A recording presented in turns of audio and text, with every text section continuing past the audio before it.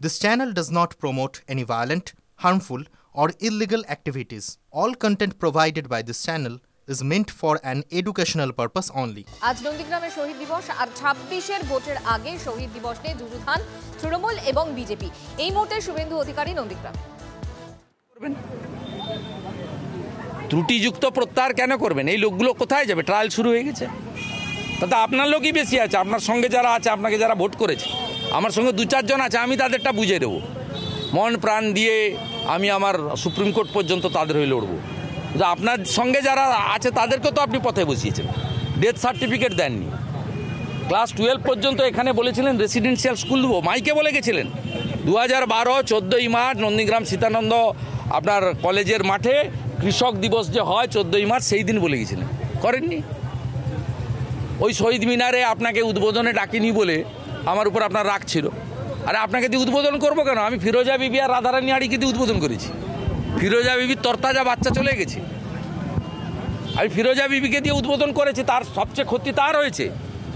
আমি এমপি হয়েছি, আপনি মুখ্যমন্ত্রী হয়েছেন, আমরা তো পদ পেয়েছি, রাজনৈতিক ক্ষমতার স্বাদ পেয়েছি। ফিরোজা বিবির তো বাচ্চা চলে গেছে। রাধারানী আড়িকে তো দুবার শারীরিক নির্যাতন করেছে, যা মুখের ভাষায় করা যাবে না। এবং তার গোপনাঙ্গে গরুর খুঁটা ঢুকিয়েছিল।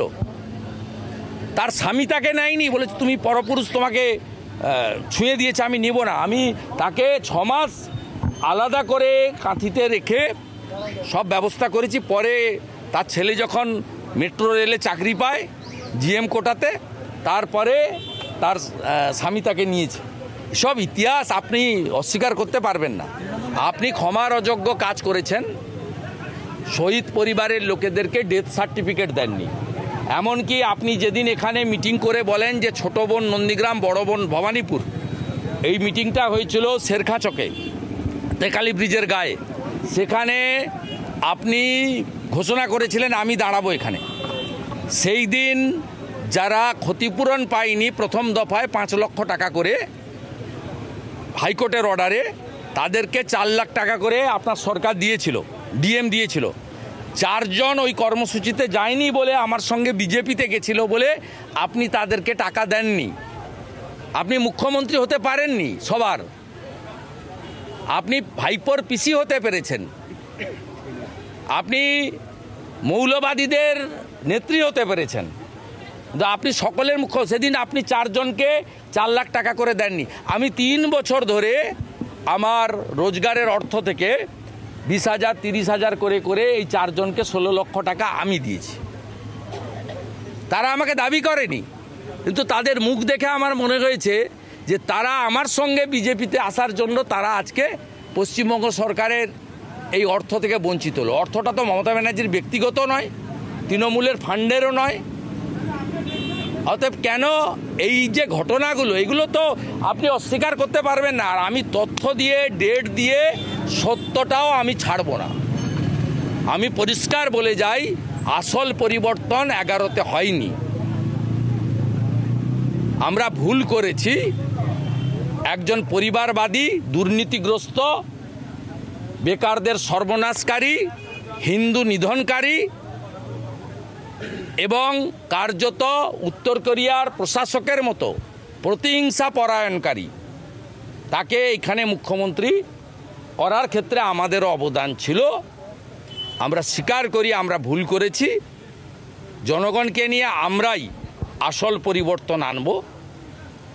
বোতলের পরিবর্তন হয়েছে, মদের পরিবর্তন হয়নি। তৃণমূল নেতৃত্বরা দাবি করছে যে আইনি পরিষেবা দেওয়া হবে আন্দোলনকারীদের। দিন না, ক্ষতি কি আছে? আপনাদের অনেক টাকা আছে, দিন না। ভারতবর্ষের 2nd লার্জেস্ট ইকোনমিক্যাল পার্টি আপনারা, 1600 কোটি টাকা আপনাদের অ্যাকাউন্টে আছে। দাঁড় করান বড় বড় লয়ার, দাঁড় করিয়ে সাহায্য করুন, কোনো ক্ষতি নেই।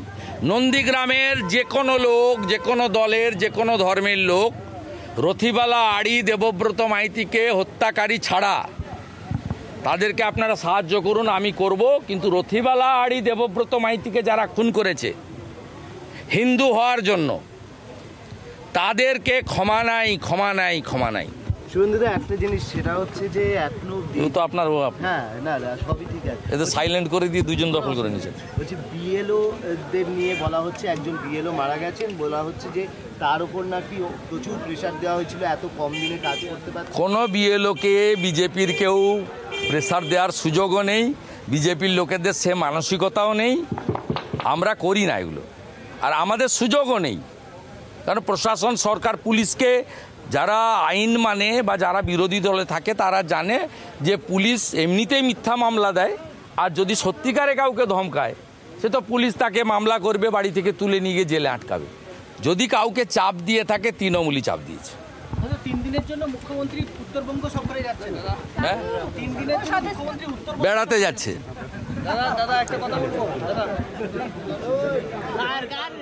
নন্দীগ্রামে বিজেপির শহীদ দিবস পালন, বক্তব্য শুনছিলেন শুভেন্দু অধিকারীর। এরপর তৃণমূলও শহীদ দিবস পালন করবেন এবং সেখানে উপস্থিত থাকবেন পরিবহন মন্ত্রী স্নেহাশিস চক্রবর্তী। 2007 সালে 10ই নভেম্বর গুলি চালনার ঘটনায় মৃত্যু হয় কয়েকজনের, আর 2020 সাল থেকে আলাদা করে নন্দীগ্রাম দিবস পালন করে তৃণমূল এবং বিজেপি।